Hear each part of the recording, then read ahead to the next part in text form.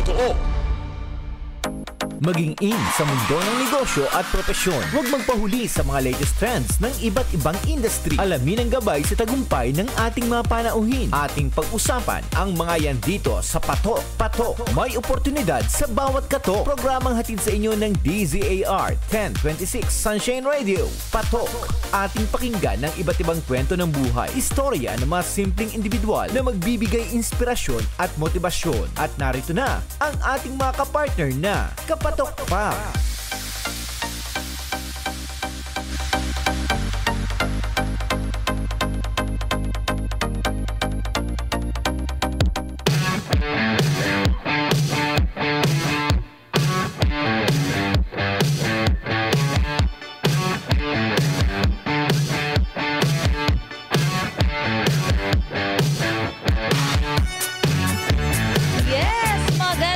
Magandang hapon, Luz Verminda. Araw ngayon ng Lunes, July 4, 2025. Kumusta naman ang weekend yung mga kapartners? Kumusta ang weekend mga kapartners, Jillian? Ayan, not bad, not good. Not bad, not good. Pero siguradong kumain na ang ating mga kapartners ngayon. At para mas gumising ang kanilang hapon, ay babatiin natin sila ng magandang hapon. Ayan, maayong hapon kaninyong tanan, mga kapartners. Naimbag nga malim. Maupay nga kulop. Mayap-up ganapon. Buenas tardes. Yes, good afternoon ho sa inyong lahat. Saan man kayong bahagi ng mundo, wini-welcome namin kayo. Mga nagnenegosyo at kanilang kasosyo dito lang sa Patok, may oportunidad sa bawat katok. Yes, kung nais po ninyo kaming katok, maaari po lamang tumawag sa 88363875 o di kaya sa 88019836. Ayan mga kapartners, at pwede nyo rin kaming i-text sa 0927-540-2241. Yes, o di kaya mag-iwan ng comment sa ating Facebook at YouTube live stream via Patok sa DZAR. Ayan mga kapartners, at kitang-kita po tayo sa GSAT Channel 14 nationwide. Yes, kaya naman excited na kami. Hindi lang kayo sa ating pag-uusapan ngayong hapon na ito dahil dalawang very inspirational na mga kababaihan ang ating mga kausap ngayong hapon na ito. Yes, at dahil buwan ng wika ngayon, ating tangkilikin aking tangkilikin mga kapartners, ang ating sariling mga kapartners na mga produkto, no? At ang nakakatuwa dito ay gawa ito ng mga kababaihan. So, let's talk about women empowerment. At Handa po ba kayo sa isang kwento ng tagumpay na puno-puno ng puso, tapang at ganda? From surviving cancer to becoming a creative CEO, she turned pain into purpose and struggles into a soulful business. Meet the woman behind the hand-painted ceramics that captured hearts on social media and beyond.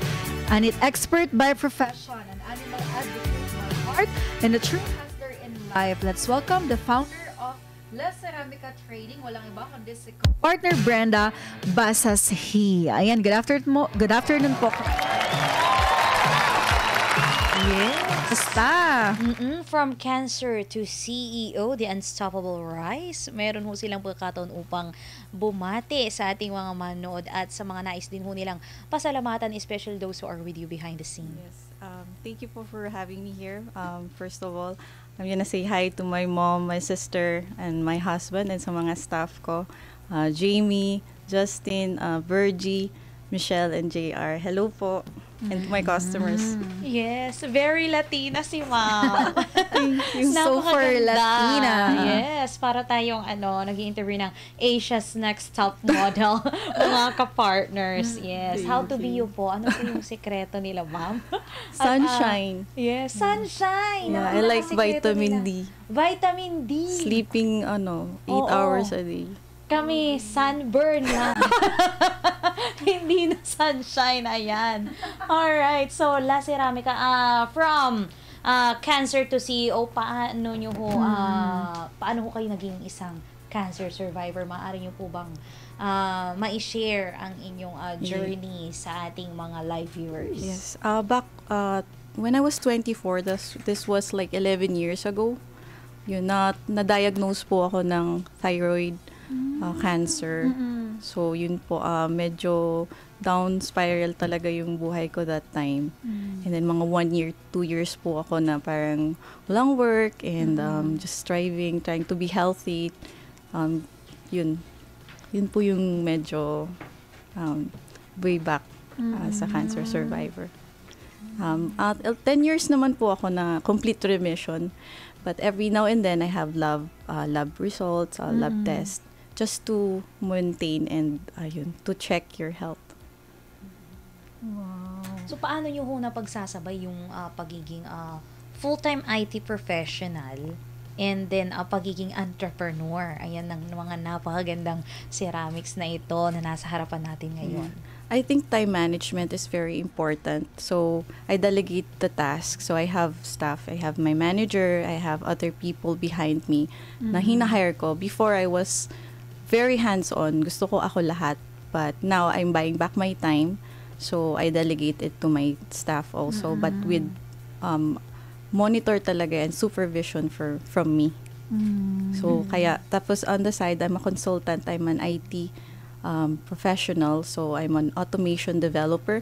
So, what I learned from the 15 years of experience as a corporate employee, na-apply ko po siya to my ceramics. So, I have various e-commerce platforms where I sell the items also, and as well as a physical store. Ano yung naging inspirasyon mo sa pagpapatayo ng ganitong klaseng business at yung ganitong klaseng konsepto kasi parang malawak na rin yung ganitong klaseng industriya. So, ano yung nagtulak sa'yo at ano yung naging inspirasyon mo dito? Yes, I think back into 2021, di ba po pandemic. So, mga tao that time, I think they're thinking about necessities, pagkain, but some people like me, I struggled with mental health. So, that time, although meron naman akong work as an IT, and in demand kami that time, meron kasi akong side na ginagawa, rescuing cats. So, we have a catch and release where yung mga strays, pinapaka po namin. And then, since wala pa naman akong shelter, I foster them until such time that they're okay. And then, we release them para hindi na mag-multiply sila sa community. So, that time, nakukuha ko siya sa side business ko, which is the swimsuit business. Yung mga funds ko for the cats. That time po, diba, the pandemic, talagang yung travel restrictions were in place. And then, walang pwedeng mag-travel, walang pwedeng pumunta ng beach, lahat may curfew. So, walang bumibili ng swimsuit. So, talagang zero. So, meron naman akong page and I know I can sell because I have the knowledge of how-tos when it comes to e-commerce and things. Naisipan ko to redirect to ceramics. And then that time then, during the pandemic, medyo plantita ang datingan natin. Kaso lang, laging namamatay yung plants. Hindi ako green thumb. Okay. So parang sa mental health na parang yung ibang tao, ano bang pwedeng mong kahiligan? That's when I came up with yung mga items na flowers and then at least, di ba, nahahawakan ko siya. Parang therapeutic for me. Yes, in this age po ng AI and automation po, paano yung ginagawang mas personal ho pa rin yung customer experience nyo po sa La Ceramica? Yeah, so for La Ceramica, it started talaga, yung groundwork from scratch is still from me. So everything, I'm hands-on. Ako pa minsan nagde-deliver to my customers. I established that relationship with my customers na pareho din ang parang vision and align. So most of them are like mga titas, mga mommies, mga lolas. So yun po, yun yung I can say na talagang hands-on ako. Hindi ko lang siya bastang dinedelegate. I make sure I still supervise na ito yung standard na sinet ko. I just trained my people to think like me, to always think yung vision and mission nila Ceramica, which is not only selling, some of the proceeds goes to animal welfare. Ang galing. Yes. Ano naman po yung masasabi mo ka-partner dun sa mga cancel culture or yung mga online bashing when it comes sa pagnenegosyo? Ano yung mga masasabi mo lalo na at nagsisimula ka pa lang sa ganitong klaseng business? Yes, actually in the start talaga sobrang dami. Meron yung umu-order lang tapos magbibigay lang ng bad reviews. I found out na mga katulad ko sila na nagbebenta but they're my competitors. And then some people din they're posting my page or trying to like yung sinisiraan talaga. So actually, I wanna thank my bashers kasi with those kinds of posts, nakilala yung La Ceramica. Actually, dun kami nag-start. Na parang, yes, yung parang, wag kayong umorder dito, mga ganito yung, sino ba yung tinutukoy nito? So people, di ba, parang, bakit niya sobrang mura, ganyan-ganyan. So dun nagkaroon ng, hindi ko po masyadong inaano yung bashers. I see that as an indicator na I'm on the right path because once you're going up, some people you'll inspire some people and then there are those na syempre parang evil eye ang dating. Evil eye. Yes. Nako, huwag kayong evil eye. Masama yan. Oo. At buti Nasa tabi-tabi lang yung karma, di ba? At saka, Jillian. good thing sa'yo kasi, kumbaga, tinake mo siya as a positive kasi it may cause, again, a mental problem kapag papatulan mo yung mga bashing and then yung mga ganyang classes. Lalo na yung social media na bullying. Diba? So, ayun. Good thing kasi naharap mo at naging blessing siya para sa'yo. Yan. Yes. Nakakatulong po ba yung pagiging isang like cancer survivor po sa pananaw nyo po sa business risk? I think yes, because I think I cheated death. So everything else, if I fail, it's okay. I'm still alive and healthy as long as I'm healthy and I'm enabled to do what I need to do. I'm okay with that. So yes, sobrang yung parang mindset na giving up is not an option. Kasi with cancer, 'di ba? If you give up, paano ka na kung wala ka sa mundo? So I think as long as I'm able, nakatulong talaga siya. In terms of yung mindset and no give up kind of motto in life. Yes, oo. Gusto ko yung I cheated death. Oo. Diba? It's like, grabe ang strong ng impact. Lalo na sa mga, may mga pinagdadaanan ngayon na health problems tapos hindi nila magawa sa buhay yung kanilang mga gustong gawin, yung mga pangarap like katulad nito, magnegosyo, 'di ba? So, may paniniwala ka ba sa perfect timing sa negosyo o gawa lang talaga lahat sa diskarte at dasal? Yeah, I think for me kasi, just do it lang yung motto ko. Kung may gusto ka, gawin mo. If you're undecided, wag mo na lang gawin. Kasi for business talaga is a risk. Pwede siyang tumaas, pwedeng bumaba. So, I think the other people, they are always thinking na tataas. Tapos, pag bumaba, hindi nila kinaya kasi hindi nila nakita yun na possible scenario also. So, when you're doing something, think of it like, pag bumababa ako, okay lang. Pag hindi okay, wag ka nang tumuloy. Yun yung parang naiisip ko lagi. Na parang pag zero na ba ako? Kasi sa life, umabot ako sa point na parang na zero ako in terms of health. Pero nakabangon pa rin. So, ganun lang po yung mindset ko. Galing. Any role models po or mentor or figures na nakapagdagdag po ng inspirasyon po ninyo or yung personal development po na kung ano yung tapang na meron ka ngayon? I think yung parents ko po talaga yung naka-inspire sa akin, especially my mom. So, my mom is a single parent and then I have a brother who has autism. So, hirap talaga yung life for her and I see her struggle before but she was able to overcome it. She's also an entrepreneur and she's working as a government employee. She raised us and then my father died just this year. Pero even though he was an absentee father, I'm still a daddy's girl. So, yung mga iba kong natutunan sa kanya, I still keep it up with me. And then, right now, so I'm married. my husband is my support system talaga. And I also look up to him. Yun. Yes, oo. Speaking of mentor ho, kung bibigyan ho kayo ng chance na mag-mentor ho sa isang na maging isang aspiring female entrepreneur, ano ho yung magiging first lesson ho na ituturo ho ninyo? I think kung may lesson akong ituturo is to give back to community talaga. Some people, I think, money is why they make business. I mean, obviously.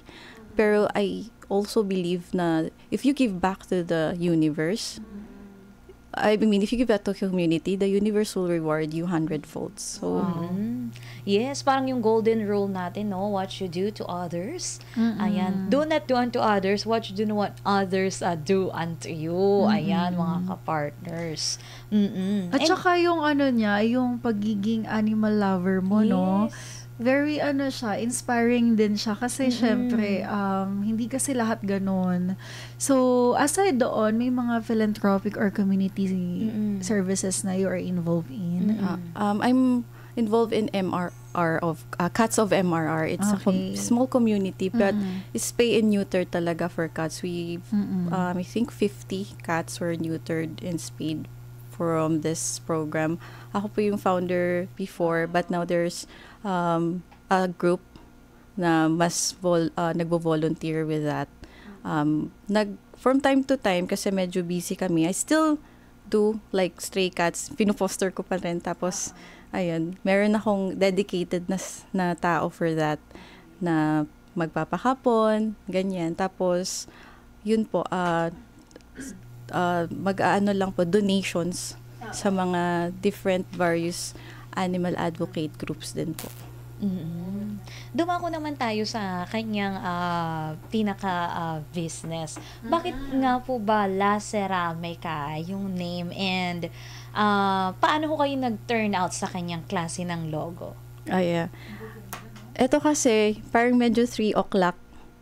So, naisipan ko siya that time, medyo 3 o'clock. Tapos sabi ko, meron akong graphic designer na friend ko din, na sobrang na-help din ako dati when I'm struggling with cancer, ganyan. So, siya yung gumawa. So, parang L na may S. Tapos 3 o'clock. Tapos La Ceramica, parang nakaisip lang ako, medyo Latina yung datingan. Yes. Just like you. So, yun yung naisipan ko, parang ceramics agad kasi, di ba? Although yung iba, akala nila tiles. May mga customer ako, pwede bumili ng tiles sa floor. So, pero yun, meron kaming rebranding to reinvent lang. Lalagyan lang ng dinnerware. Para lang maging, pero ganun po yung background ng naisipan kong, tsaka yung kulay niya medyo elegant. Yung La Ceramica kasi, medyo ang target niya is alta, but the price is pangmasang Pinoy. Yes. So, kaya ganyan siya. Yes, speaking of pangmasang Pinoy, maaari ka bang mag-price reveal? Like, how much is the lowest to highest like this po na hawak po namin ni Yes Partner po. Jillian? Yan. For retail price po, yung the red that you're holding, it's called Polish floral cup.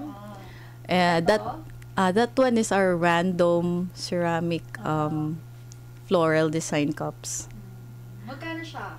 This one, 249 for bulk orders. Yes. Kailangan bumili ka ng maramihan. But the price sa mall is around 700 to 1,499.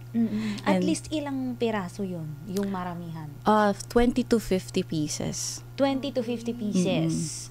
Tapos pwede mo rin siyang i-resell, tama ba? Yes. And then, Yes.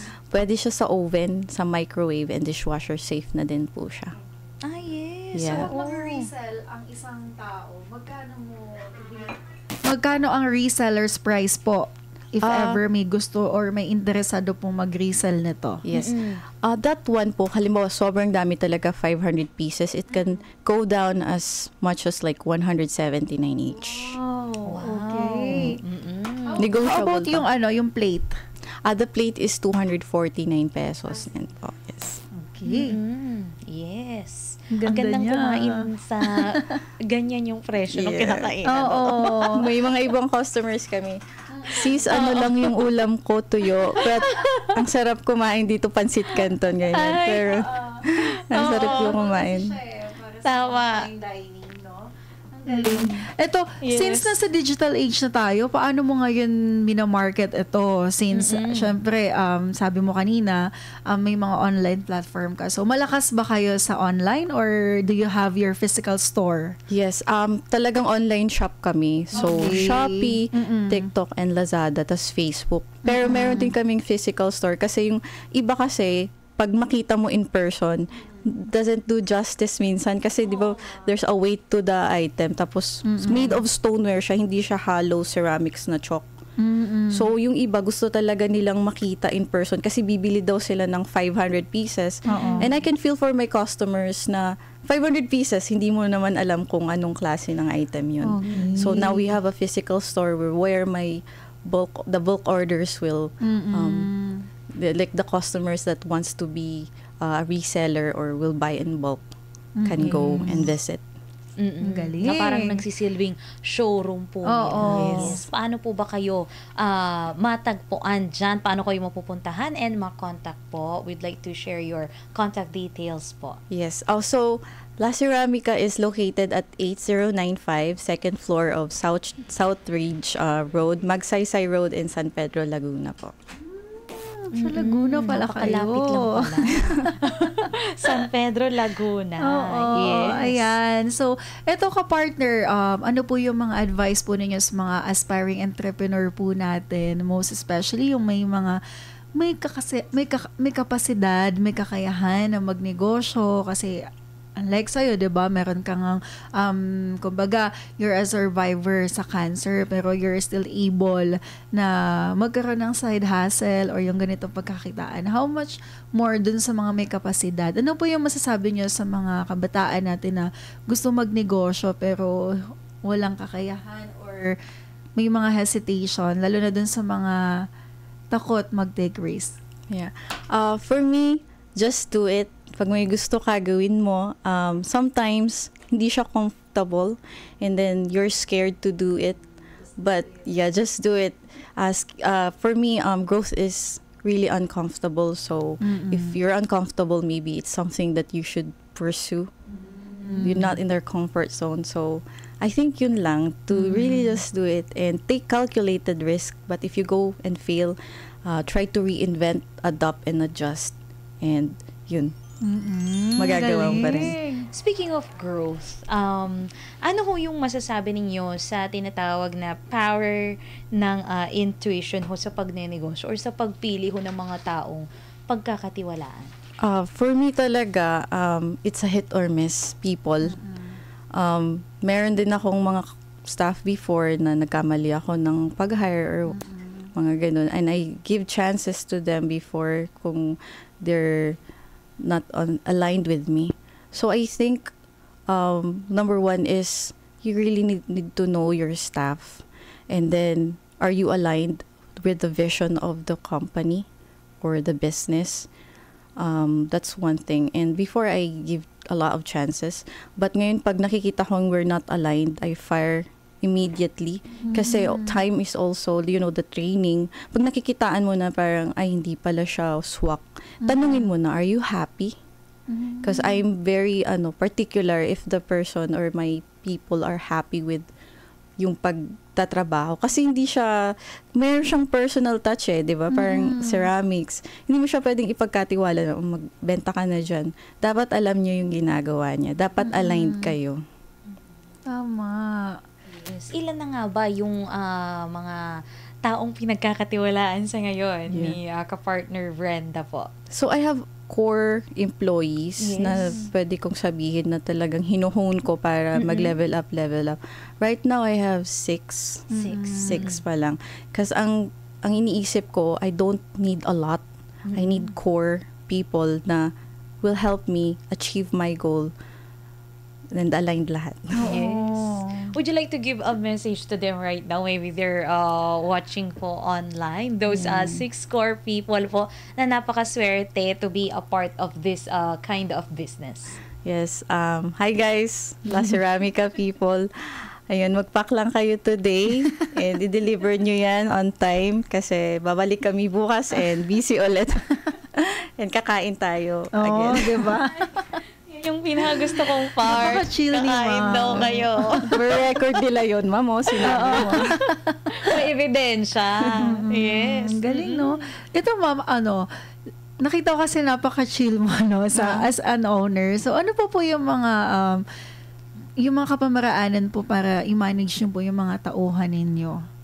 I think, kasi nga personal for me ang La Ceramica. So, I think with the people that I have, that I handle, medyo personal din ako. Pag nakakakitaan ko, parang, kasi I know them, they're very hardworking.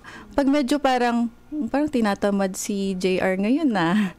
Si JR, okay ka lang ba? May pinagdadaanan ba tayo? Or anong kamusta kayo sa bahay nyo? So pag sinasabi naman, ma'am, may ganito kasi, ganyan. So naiintindihan ko. So sabihin ko, gusto mo munang mag-leave, tapos magliwaliw ka muna, kain tayo, ganyan. Or so, generous naman ako, I think. Di ba, Mish? Naiiyak si Mish. Si Jamie. Yes po, may audience po tayo dito sa gilid mga ka-partners at sumasang-ayon naman siya. Naiiyak Namin ni siya. ka-partner Brenda. Yes, at may mga nagkomento from our live viewers on YouTube. Ayan, maraming salamat po sa patuloy ho na pagsubaybay at pagsuporta dito sa Patok sa DZAR. Ang pinakauna si Maymay. Good afternoon po. Ano po ang mga advice ninyo sa mga new entrepreneur, lalo na usually sa business world, is sobrang dami ho ng competitors. Ayan. Pwede ko rin siyang i-hire dito as Patok host, si Maymay.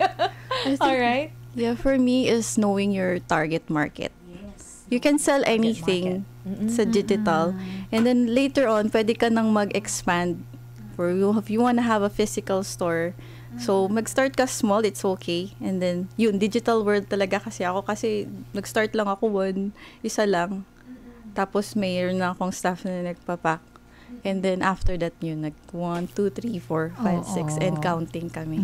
Yes. At Meron akong last question bago Yes, natin ipagpatuloy yung sure. mga comment, no? So, ano po yung sa tingin mo, ka-partner, na mga key skills or mindset po na dapat taglayin ng isang matagumpay na entrepreneur?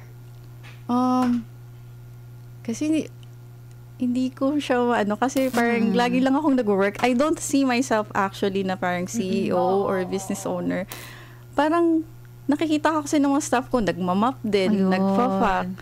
So, for me, I think you really need to know the ins and outs of the business. Do the actual groundwork. Kasi pag na-quantify mo, even the time of the packing, sasabihin natin, that takes only 15 minutes and the staff will say, no, it's 1 hour.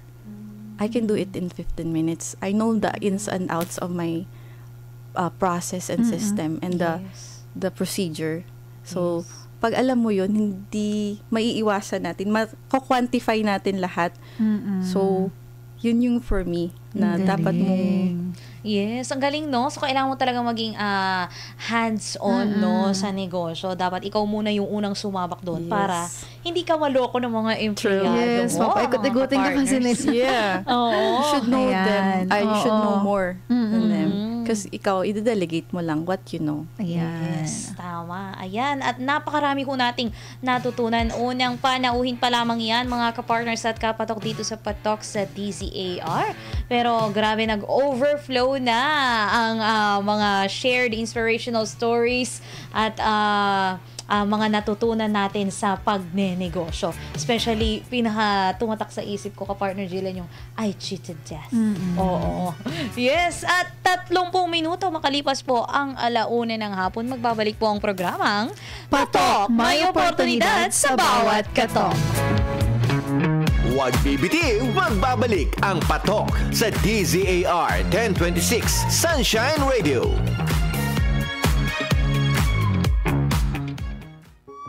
Maging ligtas, maging handa. Narito ang ilang paalala kung sakaling tumama ang lindol. Maghanda ng emergency kits na may lamang flashlight, pito, first aid kit, tubig at pagkain. Alamin ang emergency exits sa inyong bahay, paaralan o opisina. Habang lumilindol, magtago sa ilalim ng matibay na lamesa upang maprotektahan ang sarili sa mga nahuhulog na bagay.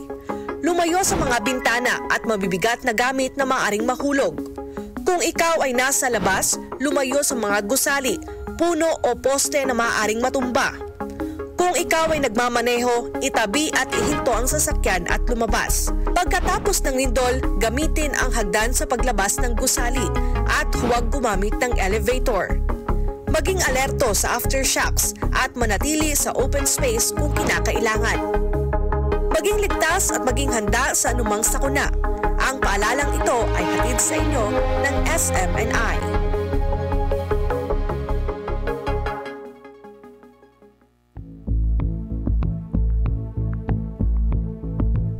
Ikaw ba ay namomroblema sa taas ng electric bill buwan-buwan? Huwag mag-alala, narito ang ilang paraan upang makatipid sa kuryente.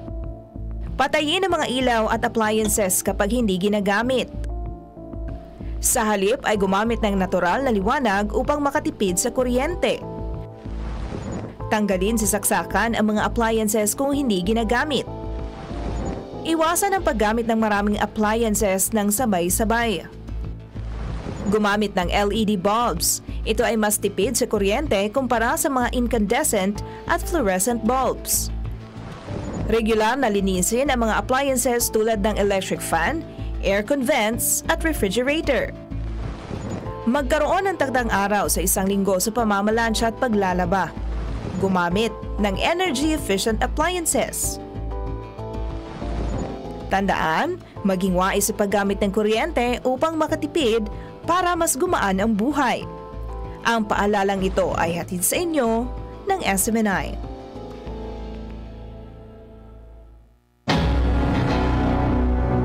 Maging alerto at handa tuwing may bagyo. Upang manatiling ligtas, narito ang ilang mahahalagang paalala. Manatili sa loob ng bahay.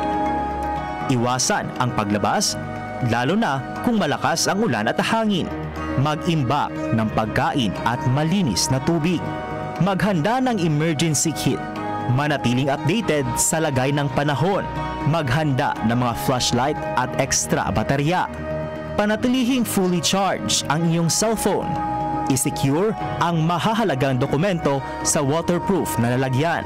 Patayin ang kuryente, gas at tubig kung may banta ng pagbaha.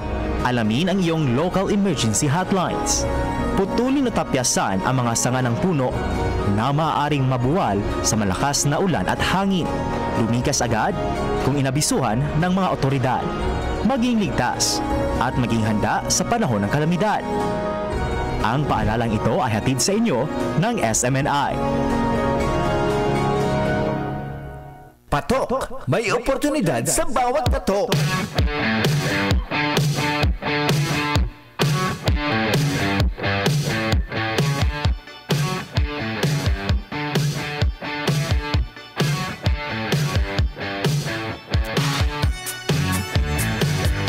Alright! Nagbabalik po ang programang Patok! May oportunidad sa bawat katok. Yes, kami pa rin po ang inyong mga kasama ngayong hapon na ito. Ako po si ka-partner Cherry. At ako naman po si ka-partner Jillian. Yes, at live na live po rin ho tayo via Patok sa Facebook at Patok sa DZAR sa YouTube at maging sa GSA Channel 40 nationwide. Kaya mag-like, mag-comment at mag-share na ho kayo mga ka-partners at ka-Patok. At hindi na natin patatagalin pa. Dumako na tayo sa ikalawang panauhin natin ngayong hapon na ito.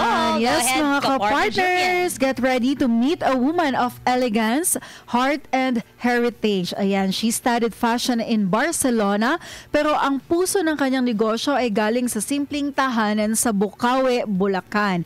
Inspired by her mother's embroidery legacy. Ayan, she's not just a fashion consultant, but she's the creative force behind La Moda Optibella, a brand known for handcrafted, one-of-a-kind Filipiniana and Barong creations. Ayan, passionate, purpose-driven, and proud to uplift local artisans. Let's welcome the stylish and unstoppable Miss Eden R. Manabat. Welcome po sa Patok sa DZAR ka-partner Eden. Hello po!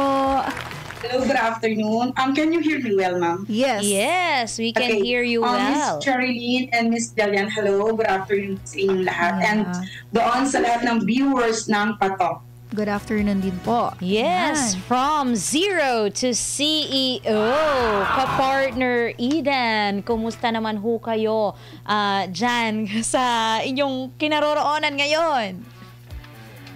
Sa ngayon, sa kasalukuyan, nandito ako sa office ko ng La Moda of Tibela. It's located here in Nueva Ecija. Santa Rosa, Nueva Ecija, ma'am.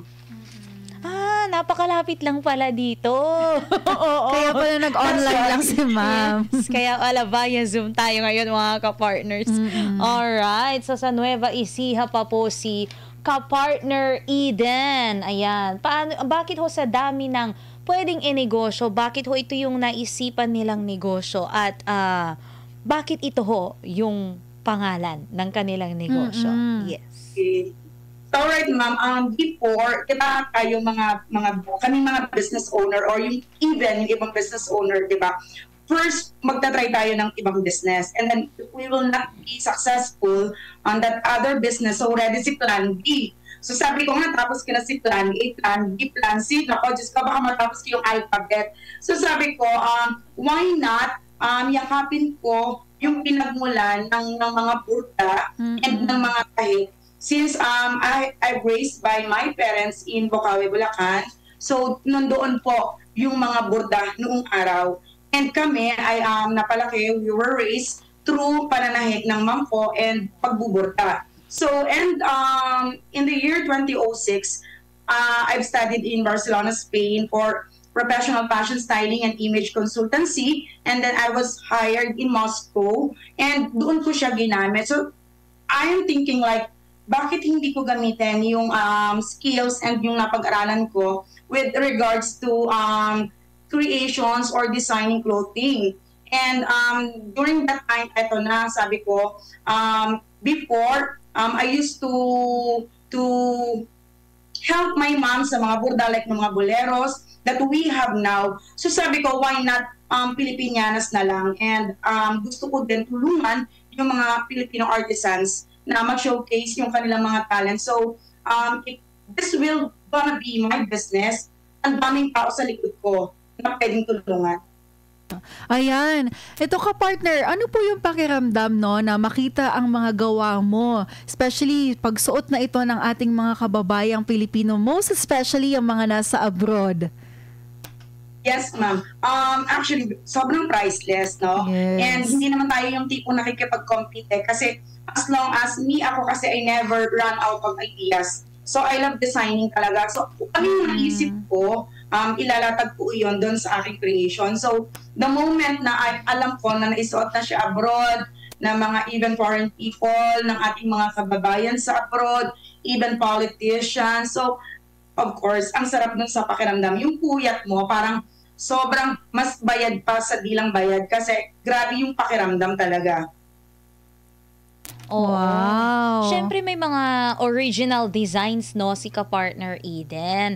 Paano niyo ho pinoprotektahan yung inyong original designs sa gitna ho ng mga gumagaya ngayon ho online?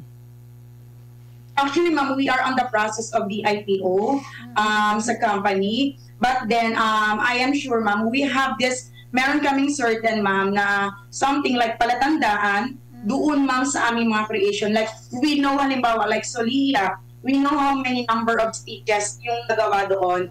And inside, doon sa mga borda, meron kaming something na palatandaan na this is a creation of La Moda of Tibela. And one more thing, ma'am, yung aming kasi mga hand-painted na mga designs is something like, hindi talaga mauulit kasi that's your mood. Yun yung mood mo, the time na inubuhit mo yon or the time na ginagawa mo yung mga strokes ng paint na yon. So, di ba, iisipin mo na paano siya magagaya. It depends on your mood, yung pagkaka-stroke and everything. So, we are sure that it's La Moda of Tibela. So, sometimes nag-i-issue din ako ng certificate of authenticity kapag alam ko na sobrang meticulous yung pagkakagawa doon sa creation na yon.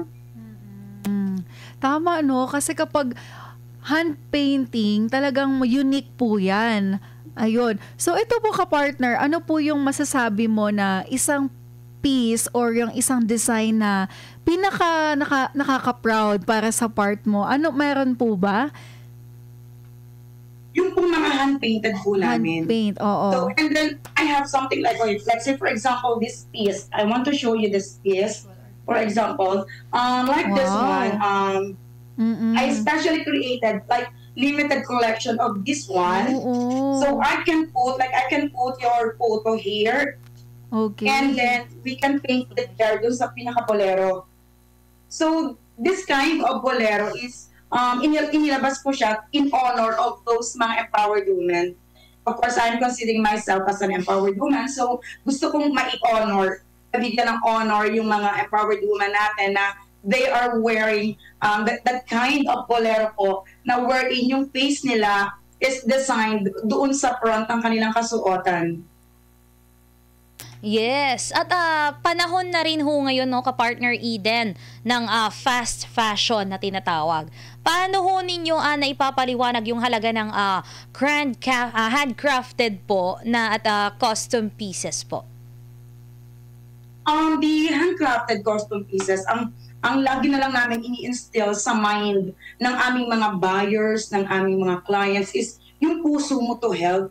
Kasi kapag ito yung ipapatronize mo, yung mga handcrafted pieces that we have or we are releasing, it's like you are paying it forward na you are giving back to the community, mga Pilipino na mahirap, yung mga Pilipino sa laylayan na ang alam lang na pagkakakitaan or pagkakabuhayan is something like to paint, magborda. So yun yung lagi naming pinopromote na if you will choose na Moda of Tibela, we are sure na yung isusuot nyo is no two designs are the same or no two designs are alike. Walang katulad. Kapag isinuot mo yung piece na yon, hindi na kami gagawa ng another creation, and aside from that, there is this somebody behind that creation na natulungan mo. Ayun. Ito ka-partner Eden, ano po kaya yung naging pakiramdam po ng inyong mother nung nakita niya po na pinagawa niyo po, no, yung inyo pong sariling brand mula sa talentong minana niyo po sa kanya? Kasi is a legacy po kasi, diba? I think masaya naman siya. I think alam din niya yun na yung inspiration is nanggaling kay mama, sa mga tita ko. Kasi alam niyo po, hindi naman sila ipinanganak na may kaya. Yes. So, mga mahihirap lang din naman sila. So, ito yung kanilang pinagkakitaan. And syempre po, since ito yung kagaya ng mga tita, ng mama, of course, pinag-aral yung mga anak nila, napag-aral kami. Of course, parang tipong ayaw namin na mananahin na lang yung mga anak namin pagdating ng araw. Kasi sobrang naman talagang hirap. And lalo ngayon, at our digital, sa era ng digital ngayon, parang ang hirap na kung hindi ganun ikaw kaseryoso or ganun ka-motivated na ipakilala yung mga ganitong klase na mga handcrafted pieces. So I think they are happy about it kasi doon sa grupo namin magpipinsan, wala na halos nakamana nung ginagawa ng aming mga magulang. So sa linya ni Mama, kami na lang ng kapatid kong babae. And especially yung kapatid kong babae na sobrang galing talaga sa pagbuborda na meron ding sariling kumpanya. Yun talaga yung mas nakamana. So I think she's happy about it, and we don't know sa blood ng aming family kung sino pa ba yung magpapatuloy ng ganitong klase ng trabaho or negosyo. Yes. Ito ho bang inyong negosyo ay nakasentro lamang ho sa inyong pamilya o may plano ho kayong magturo o mag-workshop ho para ho maipasa ho ang art of embroidery sa mga susunod pang henerasyon, sa mga kabataan ho natin? If given the chance, ma'am, why not, diba? Why not naman? So kung hindi pinagkakait ng pagkakataon na magturo, then why not? So, it's possible. Possible naman yun. One time nga, nag-decide din ako na magkaroon ng sariling weaving area here in Nueva Ecija. Parang nakipag-coordinate ako somewhere in Batangas and DTI. And kaya lang, it takes a long process, long way to go bago ka makarating doon. But of course, hindi naman yun nawawala doon sa plano mo. Kasi nga, ang gusto mo, yung ating nakasanayan, yung tradition before is maipasa naman natin, 'di ba, sa mga susunod pa. Ayun, kapartner Eden, napakaganda no? At bilang membro po ng Rotary at World Vision sponsor po, kapartner Eden, paano po nakakaapekto sa puso po ninyo yung pagbabalik or ang pagtulong po sa komunidad? I believe in the law of tithing. So I believe in the law of tithing. So it's whenever you earn, diba, 10% of that tithes, kailangan mong ibigay sa ating Creator. Yes. And part of that tithing, of course, nandiyan din naman yung charity. Honestly, wala pa naman akong negosyo. Kaya pa lang ako, talaga namang nag-iipon ako, nagsisave para makapagpa-feeding. Ang focus ko yung mga child care. So, doon naaantig yung puso ko. Siguro dahil single mama ko, I raised my children by myself alone. So, parang doon kinukurot yung puso ko kapag yung bata hindi nakapag-aral, walang makain. So, kaya I came to a point na tumulong, maging one of the sponsor sa World Vision. And whenever I have time or nagkakaroon ng sobra dun sa aming profit na ilalaan pa doon sa ibang pagtulong, ginagamit namin sa mga feeding programs. And yun, hindi ko naaalisin yun sa sarili ko since okay naman na ako, ang aking mga anak ay mga nakapagtapos na. And yun na lang yung aking pag-give back dun sa blessing na ipinagkakalob sa akin ng Lord is to continue to help those children po. Yes, tama, no? The law of tithing. Give back and it shall be given, give and it shall be given back to you. Good measure, pressed down, shaken together, running over. Di ba, ka-partner? Yes, kung may pagkakataon ho kayo na bigyan ng pagkakataon na kami ay bihisa ni ka-partner Jillian. Ay, joke lang po. Na magbihis ho ng isang sikat na personalidad ng La Moda Optabella. Sino po ito at bakit? If ever gagawan po kayo ng aking creation, I want also na ilagay na lang din po yung mga faces ninyo. Kasi naman, like this kind of program, you are helping us. Hindi nyo alam yung impact na naibibigay nyo sa amin, na ma-showcase din namin yung mga kanya-kanya naming negosyo. So without you, wala din naman kami dito, and hindi namin maipagmamalaki yung aming negosyo and those mga products namin na aming ginagawa para sa mga kapwa natin Pilipino. Wow, nakaka-touch naman yan ka-partner Eden. Yes, nakakataba naman ang I will send you. Ito po ka-partner, maitanong ko lang po kung kayo po ba ay pumasok na rin po sa global market? Yes po. Actually, alam niyo po, kaya nakilala yung La Moda Optabella, it's because of our international distributor. Okay. Hindi ko po sasabihin na ang aming po mga produkto ay mura kasi ganun po kasi kaganda yung quality talaga. So, hindi po siya mura, hindi siya mahal. So, we have, ang market po namin talaga is those Filipinos abroad.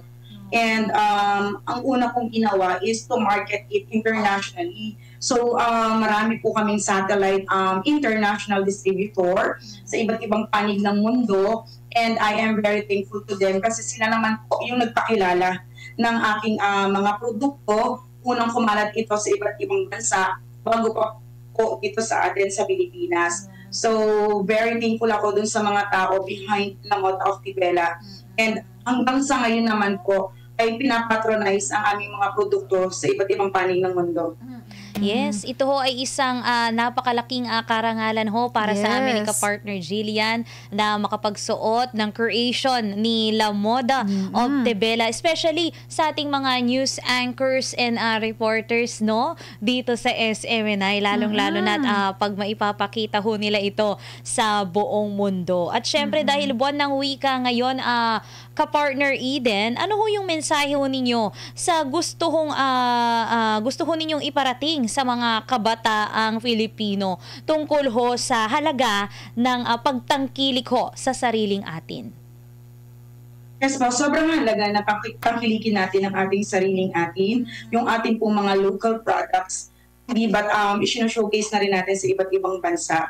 So bakit natin hahangaan yung ibang produkto where in fact dito pa lang sa ating bansa napakadami na natin pwedeng gawin sa ating kapaligiran na po pwede natin turn into a beautiful products kapag na-master lang natin yung handcrafting. Meron naman pong mga nagtuturo ng mga ganyang klase po ng mga programa. So palawakin mo lang ang iyong kaisipan. So, palawakin mo lang, magkaroon ka lang ng vision. And then, you will create something like this kind of business. Hindi ka nalalayo pa. So, kapag napansin, kung mapapansin po ninyo, ang dami naman na local products na kung titingnan ninyo, talagang namang may pagmamalaki natin sa iba't ibang panig ng mundo. Sobrang gaganda ng mga creations ng mga Pilipino. And hindi po talaga matatawaran ang galing at pagkamasining or pagkamalikhain ng mga Pilipino. Ayun, tama ka, partner. Ito po, nabanggit nyo po is tungkol about sa vision. Ano po kaya ang vision ng La Moda Optibella 5 years or 10 years from now po? Ano po yung vision po natin? Our vision is, na unang-una, ang vision pa naman talaga is to empower the Filipino artisans by showcasing their unique skills. So iniisip ko, kapag ito ay parati or palagian na gano'n ang aming naipapasa na kaalaman, na maipasa at maipasa yung paggawa at paghulma or paggawa ng mga ganitong klaseng creation. And then, hindi ito mawawala. Can you imagine, diba? Kailan pa ba sinuot ang mga Pilipiniana? Then up to now, ginagawa lang naman siya na magagandang puwis. Hindi siya nawawala. So, nag-i-evolve, we keep on innovating, nag-i-evolve yung design, and patuloy naman tinatangkilik. So, yun yung kailangan nating gawin, aralin, paano natin patuloy na gagawing makabago yung mga likha na to na at the same time, hindi nawawala yung tradition na wherein doon tayo nagmula na ma-picture mo pa din na this is the Filipiniana, yung unang kasuotan na isinuot ng ating mga ninuno or ng mga sinauna, and then lalagyan natin siya ng modern twist, diba? So patuloy at patuloy, hindi ito mawawala. I am sure hindi ito mawawala kapag iisa lang din ang mga mithiin na mga kapwa ko manlilikha na ganito ang same vision para sa ating bansa.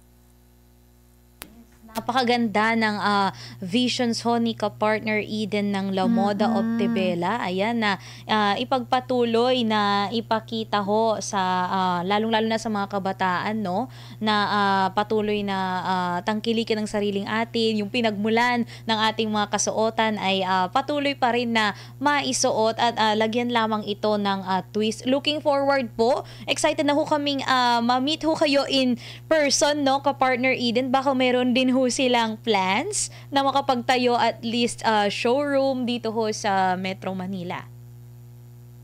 Why not kapag sinagot ng Lord yung prayer natin na yun. But for the meantime po, makikita ang aming mga creations online sa aming page po. And kumakalat po ang aming mga creation through word of mouth advertisement. So pinapahalagahan ko po yung mga clients and customers namin na paulit-ulit pinupuri yung aming mga likha.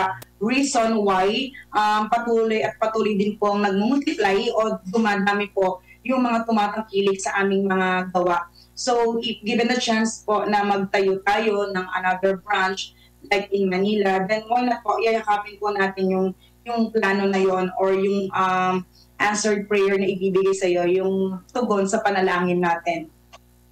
Ayun, eto ka-partner, eto naman po, ano po yung mga nais nyo pong i-advise sa mga aspiring businessmen po, lalong-lalo na po sa pagmamanage ng negosyo at most especially po kung paano po mas maging epektibo ang business operation, lalo na po sa ganitong klaseng industriya or sa larangan po nitong nakalinya po, kagaya po ng inyong business.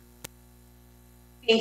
Ang mai-advise ko lang, alam niyo po, the path to entrepreneurial success is paved with perseverance and relentless pursuit to your vision. Kapag hindi mo tinanaw or hindi mo alam kung saan ka patutungo, ano ba yung vision mo, bakit mo ginagawa ito, then wala, ma-out of focus ka. And always stay on your own garden. Dapat yung focus mo nasa sarili mong garden. Stop looking at the neighbor's grass if it's greener than yours. Kailangan you stay focused on watering yours. So kailangan yung sarili mo lang. Ako ganun eh. Wala akong pakialam dun sa mga competitor ko or dun sa mga bagong uso na lumalabas. As long as I have this garden, ito yung in-nurture ko, kailangan mag-bloom ito through watering it or through taking care of it. So, ganun lang. Hindi siya ganoon kadali magnegosyo. But you need to embrace yung mga challenges na kakaharapin mo, yung mga experiences na nakuha mo. Kailangan talagang isa-isip mo yun na, okay, this is the experience that I have. So, maganda or bad, kailangan talaga na alamin ko kung ano ba yung negative, ano yung positive here. So, you don't have to stop na aralin everything. So, it's continuous, learning. So, kailangan lang alam mo sa sarili mo na you have the ability to make a difference. Ayun. Kaya pala po sabi po ninyo sa inyong gabay sa tagumpay, paki-flash po sa screen para po makabasa po ng ating mga kababayan. Quality service is our promised customer. Satisfaction is our reward. Ayan. O, di ba? Yes. Oo. At syempre, may mga nagkomento online. Bago tayo magpaalam, batiin naman natin sila at baka sila ay magtampo. Sila Jam, ayan from Tagbilaran, si Alaba from Baguio. Yes, Isabella Yu. Ayan, napakaganda ng design ng barong po ninyo. Bagay ho sa lahat ng events. And si Cha Duque, ayan. Yes, pagbati. Ayan, magkano po ang gawa ng barong. And then, kay Hermie, ayan, hello daw po. And then kay Clay naman, yes, oo, soon daw dito sila sa Metro Manila. Ayan, pagka-answered prayer na daw ni ka-partner Eden. Yes po, how much po pala, no? From lowest to highest, like nagre-range po yung kanilang gawang barong po. Yes po. So yun pong ating mga presyo is in between 2,000 to 5,000. Yes, 2,000 to 5,000. Very much affordable po para ho sa isang embroidery na barong ho. Yes, ma'am. Kasi yung iba talaga ay nagre-range pa up to like 30. At saka, hindi naman, sa sobrang ganda ng quality niya, inaabot po siya talaga ng taon. Like, I have feedbacks na inabot ng 3, 4, 5 years na gano'n. Paulit-ulit pa rin na ginagamit at sinusuot. Wow. Yes, oo. It will never go out of style. Ayan, sabi nga. Maraming salamat po sa for sharing your inspirational story from zero to CEO. Ka-partner Eden po ng La Moda Optibella.